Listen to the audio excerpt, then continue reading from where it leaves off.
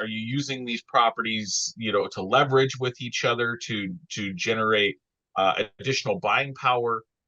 So those things all have to come into account when you are pushing things forward. But when you want to start with it, keep it very simple, and don't keep properties in your name directly. Right? Keep it in an LLC. That's my first and foremost recommendation, is to put your properties into an LLC, because you want to make sure you separate your investment from your household. Welcome to the Real Freedom Show, where we inspire you to pursue your passion to gain time and financial freedom through opportunities in real estate. I'm your host, Mike Swenson. Let's get some real freedom together.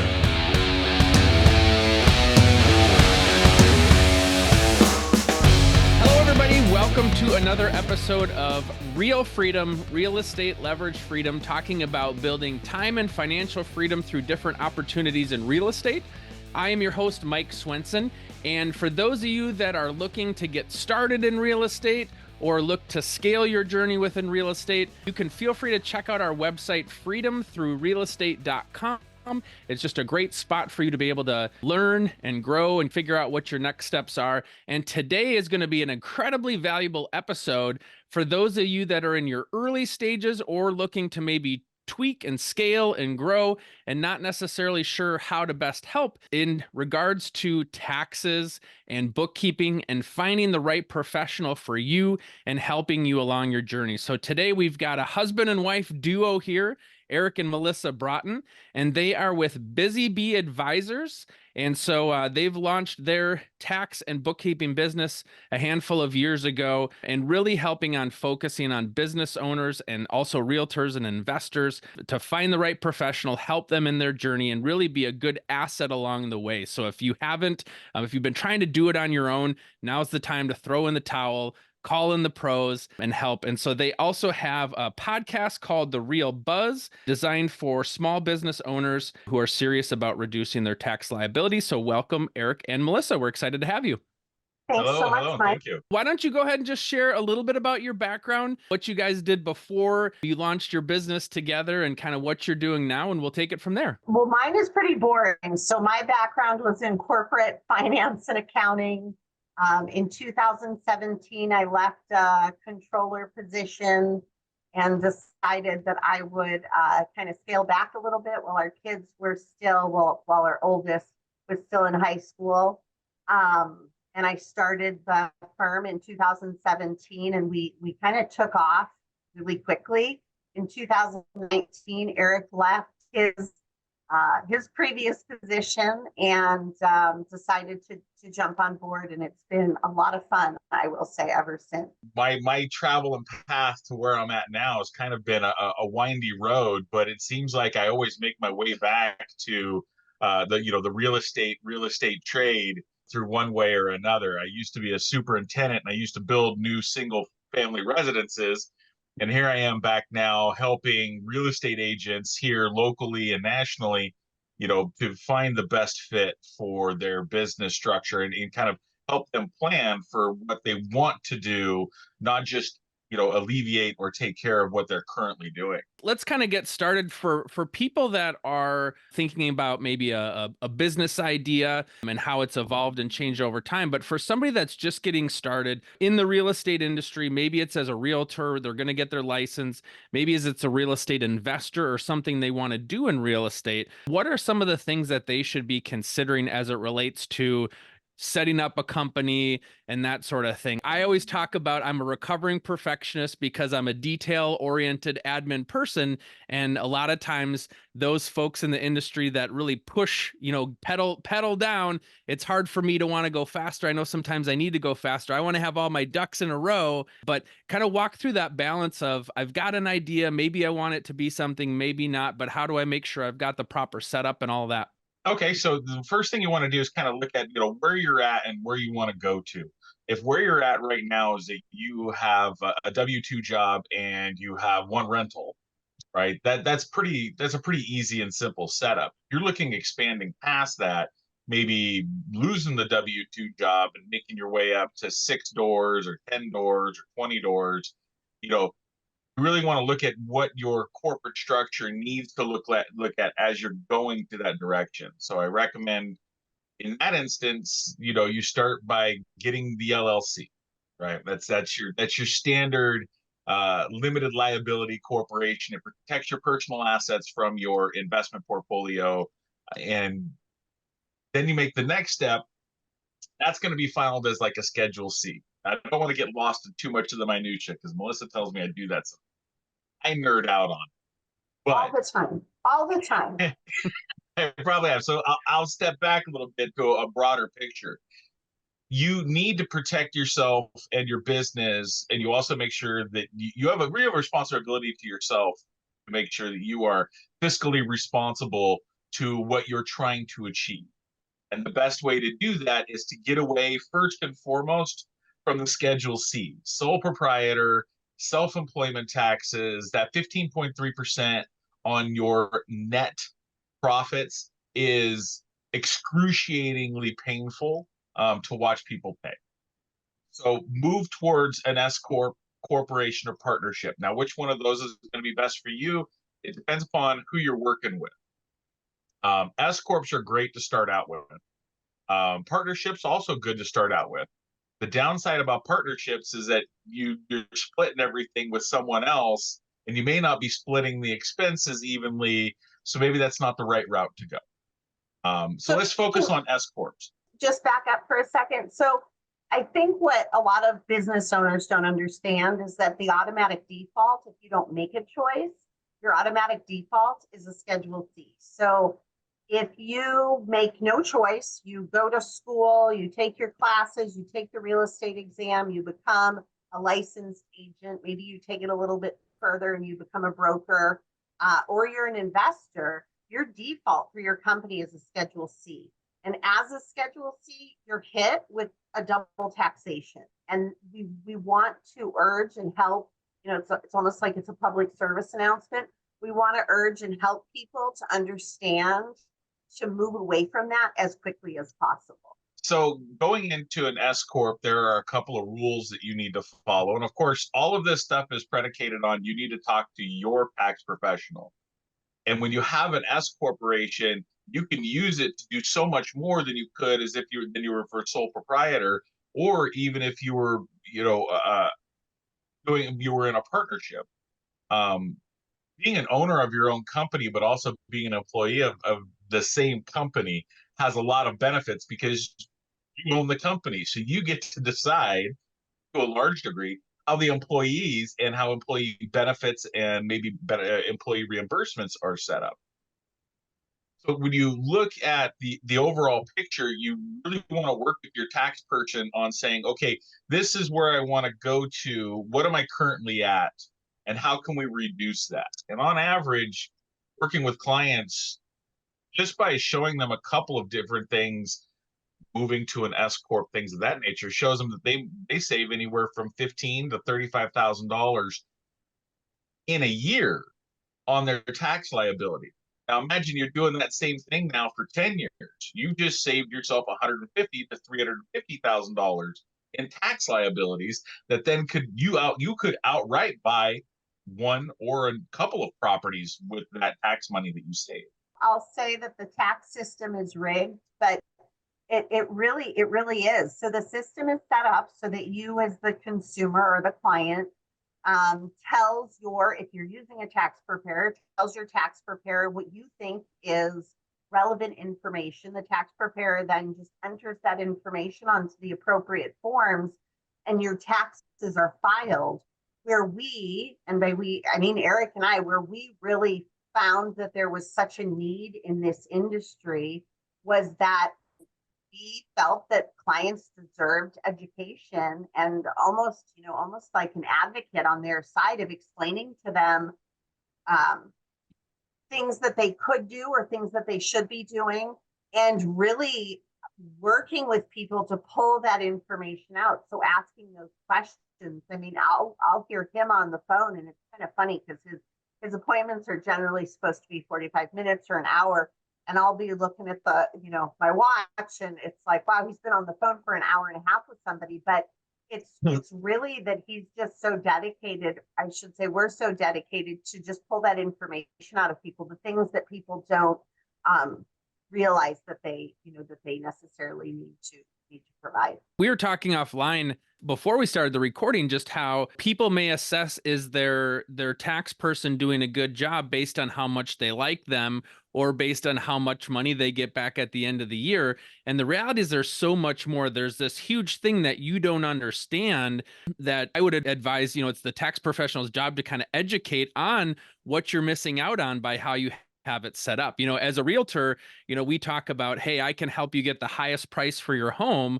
And somebody might not choose, let's just say, the best realtor out there that can get them the top price, and they choose somebody else because they really like them. Well, that person might have sold their home for $15,000 less than they could have, and they're happy that they had a good experience, but they left $15,000 on the table. And that's kind of the same thing here. You don't know what you're missing out on unless somebody points it out to you. And that's the challenge, because if you like your tax person or you get a rebate back at the end of the year or a refund, you think they're doing a good job, but what you don't see is what's out there that's missing. And it's up to you guys to kind of point that out to them. Well, most of the time when you get a refund, you're getting back a portion of what you already paid throughout the year, right? So if you've got a W-2 job or you pay quarterly taxes and you get a refund, it's not, in my mind, a woohoo moment. I feel that most of the times, if I can get a client and I get it set up just to the point where they get a refund that's around $500 or less, or they pay around $1,000 or less, then I did a good job, because we narrowed it down to what was actually paid throughout the year and cash flow that was not available throughout the year. If you've got a CPA, what are you currently talking to your CPA, your enrolled agent, your tax preparer, your accountant? What are you talking to them about, right? Or are you talking to them at all? I mean, most of the time you get a engagement letter at the beginning of the year, maybe in December or January, saying, "Hey, tax season's starting up. Let's get our contract, and here's an organizer for you to put your stuff together and send it over."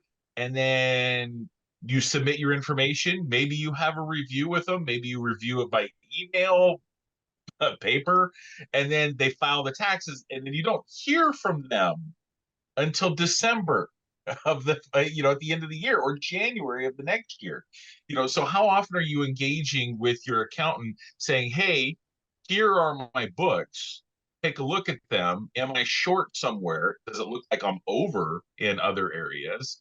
Can you help me out with that?" Does your CPA say, or your accountant say, how many children do you have in the household? Are they employed by your business? Should they be employed by your business? Do you have a home office versus having a brick and mortar office, or having both of them? How are you working the synergies of those potential deductions, and making your life easier by having greater access, and making things that go from being a personal expense in your home and pushing them over to a business expense? How do you do that? How do you turn that vacation trip that you want to take your family on, and also at the same time have it be, if in part or not all of it, covered as a business related? How do you go through that process? How do you dot your I's and cross your T's? Because one of the biggest things I hear from people is that, well, I've been with my accountant for a long time, and I haven't been audited, and I just feel that that's the best way to go. There's no such thing as a safe bet. The IRS will come in. The IRS doesn't send you a letter saying that you missed deduction. They'll never do that. You'll never submit your taxes, and they'll say, "Oh, you forgot to include your home office or your mileage," or something of that nature. They're looking for things that are abnormal, or you fit a certain class of qualifications that they want to do an audit. You can't necessarily predict what you do with your taxes is going to trigger an auditor. There's lots of people out there that they use the term red flags, and I kind of really dislike that, because here's a red flag. You got a Schedule C business. That's it right there. That's a huge red flag as far as the IRS concerned, because that's where a lot of people maybe are not as honest as they should be in reporting how much they made, or how much, deduction wise was actually there. So, So it's fair to say that the corporate structure is I'm just kind of trying to bring it back is because there's a lot of information you're given to people. The corporate structure, corporate entity is kind of one of the tactics we look at. There's so many other things as far as maximizing your deductions that we look at with our clients. We really are just very passionate about working with realtors and real estate investors. We've had a chance to speak at a couple conferences. We've had some very entertaining and interesting travel experiences as a result of those conferences. But there's just there's such a unique group. So I'm quite thankful that we're able to be on your podcast. Now, one question that popped up when you were talking about, maybe you start out, you've got one investment property, maybe you started your LLC. For people that are growing their portfolio, sometimes I hear people say, hey, every single property should be in its own entity. From a kind of a shelter perspective, if something were to happen, sometimes that leads to a lot of difficulty in terms of taxes and filings and bookkeeping and all of that. So as people are starting to grow, maybe by the number of properties or the numbers of doors, is there any tips or advice you can give for people in terms of trying to keep it simple yet safe in terms of how they grow and strategic? when you open up an LLC and you decide whether or not to put one property or multiple properties in it, the question that you need to have is, am I isolating this asset and protecting it from the rest of my assets, and why? So if you get one property and you put it into one LLC, then that means that if something happens with that one property, in most instances, I'll say that, it stays with that one property. So if you have 5 doors in one LLC, then those 5 doors are all subject to each other's woes and wheel and woe. So you have good things that happen within that bubble, and then you may have something negative that happens in that bubble, but it stays in that bubble. So it comes down to complications, or making it complicated. It really comes down to how you want to protect yourself. So if you want to put every property in its own LLC, that's fine. You just need to collectively report that income through one structure or another. So if you have an S corp and you're just a sole proprietor on that, then you do need to report that income, on an individual basis. If you have everything in LLCs and then you have an S corp that's managing the properties as a managing company, then you have to report the taxes on the properties individually, but then you also have to report the management income generated through your S corporation. The level of complication can go from being somewhat very simple to being this broad web of potential confusion. And that's where you need a good accountant to look at what you have going from a top view to where you want to end up being. You have 10 doors, each one of them in their own LLC. You have an S corp that you're managing all of the properties, and the properties are individually owned by you, right? You need to look at that and then have the accountant ask you the questions of, where else are you going to go with this? Are you using these properties, to leverage with each other to generate additional buying power? So those things all have to come into account when you are pushing things forward. But when you want to start with it, keep it very simple, and don't keep properties in your name directly. Right? Keep it in an LLC. That's my first and foremost recommendation, is to put your properties into an LLC, because you want to make sure you separate your investment from your household. Well, and I think one of the things that Eric really excels at is, not just because I'm married to him that I think this, but one of the things that he really excels at is making sure our clients understand why they're doing what they're doing. Totally different industry, but he had a consultation a few weeks ago with a lady who owned a jewelry making business, and her and her partner sold exclusively at farmers markets. And somebody had convinced them to set up an S corporation. And so they had this S corporation that they had paid a significant amount of money for. They had no understanding of how to stay in compliance with the S corporation. And they really didn't need it. It was almost I think the analogy you used, like having the whole fire department come over to rescue the cat in the tree. It was just it was totally overboard. So we really want our clients to understand why we're making the recommendation. And sometimes it takes, I know you've had multiple conversations with clients until it seems like they grasp it. Eric, isn't that true? Well, you did mention that my meetings sometimes are scheduled for 4 or 5 minutes, and I'm on for an hour and a half because Yes. I want to make sure that a client has an understanding of why I'm making the suggestion that I'm making, and that they become comfortable with the concepts that are being told to them.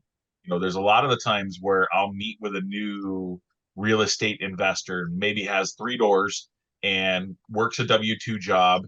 And I talk to him and I start picking at what he's got going on to get information out of him. And he's like, "Oh yeah, I own all 3 of them, and yeah, I don't, and I just collect the money and I pay the mortgage on it, and all said and done, I'm like, do you are the properties held in an LLC, or are they? No, I decided not to go with any of that." And I'm like, well, okay, there's some work we need to do, right? Because there's no sense if you're going to go through the process of developing, you also want to go through protections, right? So you want to have both, and you want to have scalability, right? You want to be able to, once you start doing something, you want to be able to easily do it over and over and over again with each new property without having to try to reinvent a wheel for the entire structure.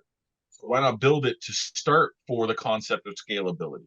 And then you got people that go, well, why not do a C corp? Okay. C corp is a completely different creature, although the tax benefits for that is great. You're talking someone that's in the neighborhood of, couple of, like $500,000 to a couple of million worth of rents. That's where you want to start looking at C corporations as being your vehicle versus having an S corp with the LLC. Our industry is a little bit, I don't know, I guess it can become a little bit dry if we're not too careful, but we definitely try to take the approach of understanding where our clients are at and helping them to get the most benefit out of our services. Yeah. Well, and I think it's important for the listeners to understand, like, this may not be for many people, it may not be your favorite topic, but that's why it's important that they have people like you out there to be able to help them. And you've got to be able to, kind of endure that conversation to set you up well for the future. Because yeah, you might be paying thousands of dollars of taxes, or you might be exposing yourself to huge amounts of liability when you haven't done this well. And so, it's kind of like you can't be an ostrich in this scenario and just bury your head in the sand and hope that everything's okay, because there can be, lawsuits that come out. And, if you don't have things properly set up, they can come after your personal assets, and they can come after the other things that you've worked so hard to build. And so I think what people need to understand listening to this is there's a lot at stake here to have this done well. And to be able to ideally reduce your tax liability to open up more doors for the future to be able to grow, to open up more doors literally for the future to grow your real estate holdings, right? And so if you're able to save thousands of dollars of taxes, that's now thousands of dollars of purchasing power that you have to continue to grow your business or to find other properties or whatever that might be. And so there's a lot at stake here for people to do it well and at least understand enough to know how to set this up correctly. And Absolutely. there's so much that changes on a regular basis. Every time we have a new presidency, every time we have a new Congress, there's always they always make changes to the tax code, and that trickles down to us tax preparers. If you don't keep up to date, then you may be missing out on some absolutely fantastic short-term tax planning that just by itself saves several $1,000s to you directly a year, or generate tax credits. And some people overlook tax credits in this field, and I feel, especially for people that may be listening to this now or watching this on YouTube, you know, there are a lot of ways to generate tax credits, and tax credits are worth 4 or 5 to 1. So the ROI is 4 to 1 on that at a baseline, and go for it. If they're available to you, go for them. And on our website, we have some information on certain types of tax credits. There's a lot of things that you can find out there.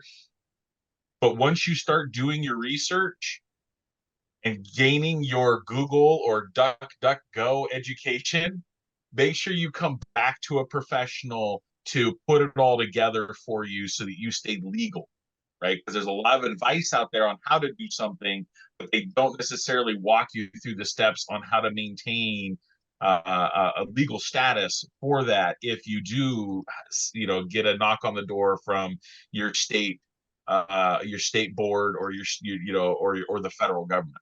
I think the only thing that I would say is there's the piece really to keep in mind is that everybody's tax situation is so completely unique. I mean, you could have two people who are both W-2 earners standing next to each other, and they're going to have two completely different tax situations. So my recommendation is, I would urge, and this isn't really a pitch, but I would urge you to reach out to us through our website and schedule a consultation. We won't call your tax preparer and say, hey, they're cheating on you. I promise. The conversation doesn't hurt. So if anything, if you really are attached to your current tax preparer, it could give you some talking points so that you can have a conversation with them to see if you can get from them what it is you deserve. And if not, then, we are, of course, happy to help and happy to. Real estate agents, are you tired of letting the busyness of your real estate business get in the way of your real estate investing goals and your financial future? I'm excited to announce that we've created the Real Freedom Investor Agent Tribe to help you. We've got a ton of content, educational tools to help accelerate your learning curve and get you on the right path to hit your investing goals. We also have a mastermind tribe of people just like you, agents that want to grow their own portfolio and encourage you and cheer you on along the way, as well as some private one-on-one coaching. So go to realfreedom.com, click on the store, you'll see the options there. We're so excited to be able to help you. I've priced it super low so price can't get in the way, but did want to have some skin in the game for you to help with that accountability. So go check it out, realfreedom.com, click on the store. We're excited to connect with you and excited for you to connect with your tribe of real estate agents, investing, trying to build their financial freedom.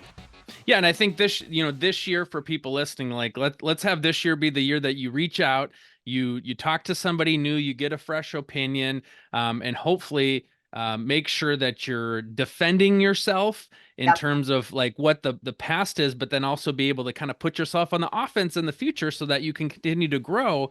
And so, let's not bury our head in the sand here. Let's make sure that we're doing this well, and you guys certainly can be the right people to help them. So how can they reach out to you? What's your website? busybeeadvisors.com. Or ineedbookkeeping.com. I need bookkeeping. A good vanity URL always goes a long way. Thank you so much, Eric and Melissa, for coming on and sharing. And yeah, there's so much we can talk about. And yeah, every situation's different. So if you're listening to this and you're like, I don't necessarily know what to do, I don't know how to set things up properly, reach out to Melissa and Eric, and they can help get you started along the way and hopefully get you on the right path. So thank you so much for coming on. We appreciate it. Thank you so much. I hope some people out there find someone that they can talk to more than once a year. Yes, absolutely.